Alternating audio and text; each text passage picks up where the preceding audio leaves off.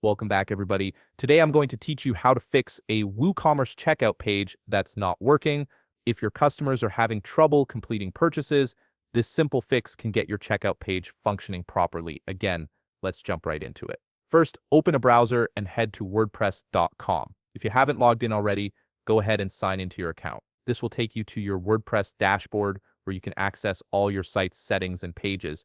Once you're logged in, look to the left navigation menu and click on Pages. This will expand a set of options for managing your site's pages. From the options that appear, click on All Pages. This section displays every page you've created for your WooCommerce store, making it easy to locate and edit specific pages. You'll now see a complete list of all the pages under your WooCommerce store. Scroll through and locate your checkout page, then click on it to open the editor. If your checkout page isn't working, one of the easiest fixes is to add a shortcode to it. This ensures WooCommerce recognizes the page and displays the proper checkout functionality. From your page editor screen, look to the top left corner where you'll see a plus button. This is your ad block menu, and clicking it will open up an element menu with various options. In the search bar that appears, type in shortcode. This block type allows you to insert specific WooCommerce functions directly into your page. Once you've located the shortcode block, simply drag it onto your checkout page. Now, you might be wondering what code you should add to make this work.